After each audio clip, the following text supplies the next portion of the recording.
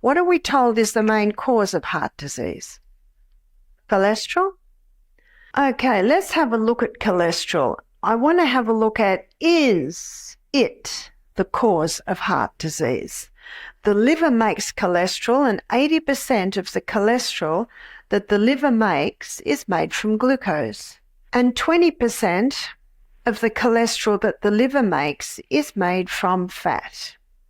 Now, just this one piece of information alone tells us it's not the butter on the bread, it's the bread under the butter. So someone has a heart attack, goes on cholesterol-lowering medication to prevent a heart attack, they can actually be increasing the risk of heart attack. There is no research to show that Crestor and Lipitor prevent heart disease. Did you know that? At 50, James thought the chest pain was just heartburn. He kept going, even when a friend said he looked pale. Feeling lightheaded, he still drove himself home. His wife, a former medical tech, insisted he go to urgent care. There, doctors quickly realized he was having a heart attack. James had a 90% blockage in his artery and needed a stent. He was shocked as he had no major symptoms before, and his excessively high cholesterol had been overlooked. Now, he's fine and managing it. According to the Centers for Disease Control and Prevention, CDC, about 1 in 5 heart attacks are silent, meaning the damage is done without the person knowing it's happening. Even more alarming, in 2022, 2,880 people in the US alone died from heart disease. Truly, attention to risk factors would make a huge difference in protecting the heart.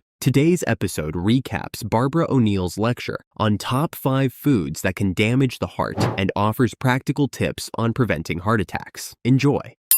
Another no is not fat, but it's wheat. Why wheat? Well, when the hybridization process of making the wheat, the gluten or protein structure of wheat was changed.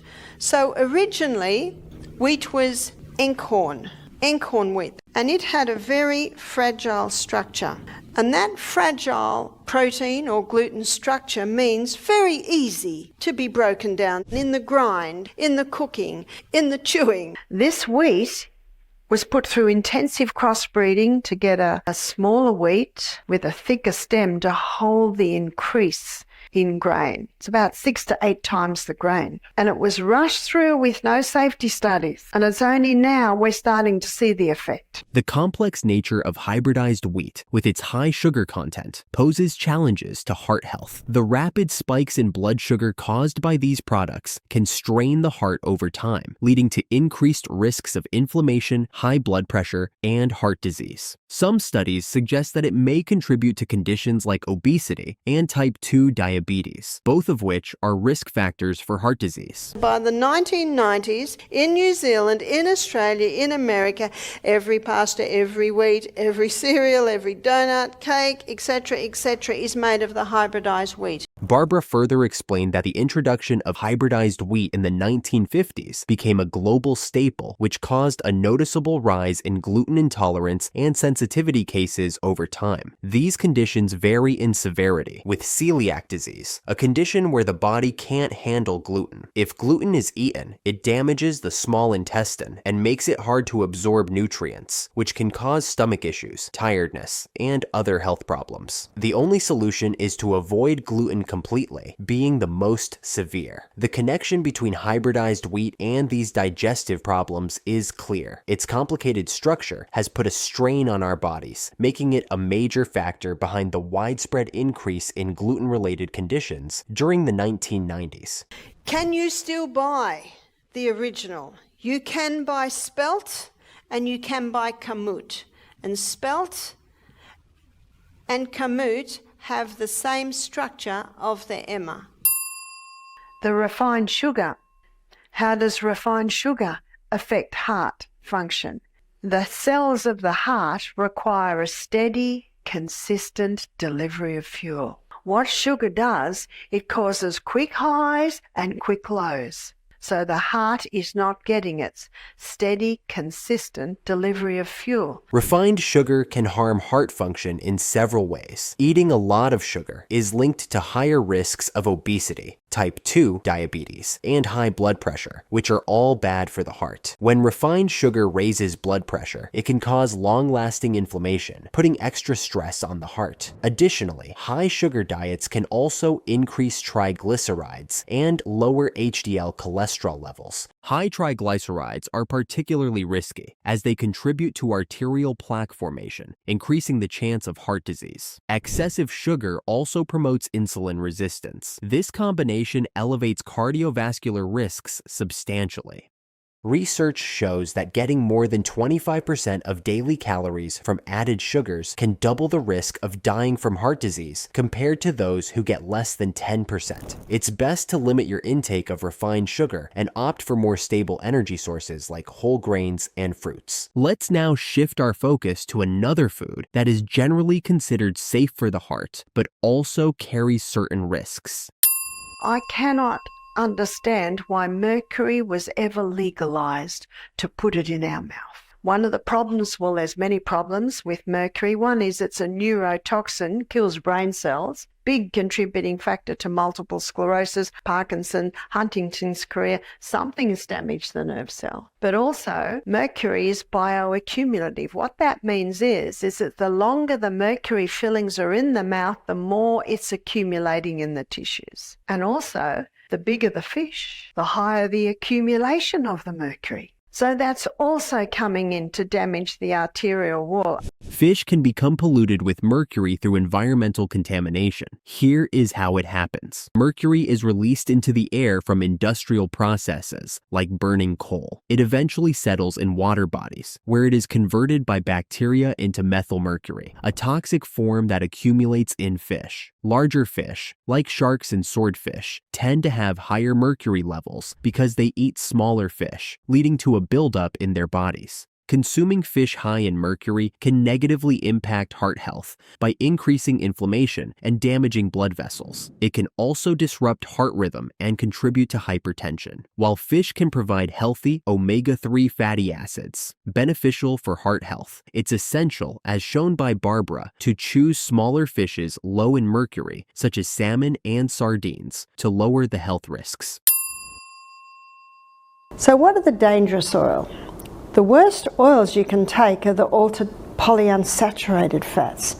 So the very word poly meaning there's lots of empty spaces on the molecular structure of the fat, which means that when these oils are extracted and they're exposed to light, heat and oxygen, it basically destroys the oil. So what are your polyunsaturated oils? That's safflower oil, sunflower oil, peanut oils, your seed oils, your nut oils. And when you look in the supermarket, they're in plastic bottles, see-through. It doesn't matter because they've already been totally destroyed, because in the high heat to extract these oils destroyed the oils. And deep fried foods. Deep fried foods is usually done in these cheap polyunsaturated fats. Again, they're already destroyed before they're even cooked, but the oils become rancid, and a rancid oil is a carcinogenic oil. Refined oils can be bad for your heart. Eating too much refined oil can lead to inflammation and raise LDL cholesterol levels while lowering HDL cholesterol. Deep frying with refined oils significantly impacts heart health due to the further formation of harmful compounds. Reheating these oils further worsens oxidative stress and inflammation, raising the risk of heart disease. Scientific studies have found that regular consumption of deep-fried foods is associated with higher risks of obesity, hypertension, and metabolic syndrome. Opting for healthier oils and cooking methods can help protect heart health. Did you notice that Barbara speaks highly of coconut oil and olive oil for their minimal refining and natural availability, which makes them healthier alternatives? Both oils are rich in healthy fats that can help support heart health when used in moderation. Now, the reason why we're told not to eat salt, especially if you've had heart disease of any type or strokes, is because we're told that salt will harden the arteries. Is that right? Well, the industrial salt will, but not the whole salt. Whole salts like Celtic salt, Himalayan pink salt, red Hawaiian salt, and black lava salt are less processed than regular table salt, meaning they retain more trace minerals like magnesium, potassium, and calcium. How does salt raise the blood pressure? There's one salt that will raise blood pressure, and that's sodium chloride. That's the harsh industrial salt. While these minerals can have health benefits, Celtic salt still contains sodium, which, when consumed in excess, can raise blood pressure and increase the risk of heart disease, just like regular salt. The trace minerals in whole salts do not outweigh the risks associated with high sodium intake, so it's important to consume any type of salt in moderation for heart health. Finally, stay aware of the hidden risks of heart disease, which can make all the difference. James's experience serves as a wake-up call that even without obvious symptoms, a heart attack can happen to anyone. Refined oils, processed foods like bread, hybridized wheat, and even fish contaminated with mercury can slowly undermine heart health. On the other hand, making small changes like choosing healthier fats and whole grains and minimizing deep-fried foods can help protect the heart for the long term. Do you find this video helpful? If so, please like and subscribe for more videos and leave us feedback in the comments section. We'll be happy to respond.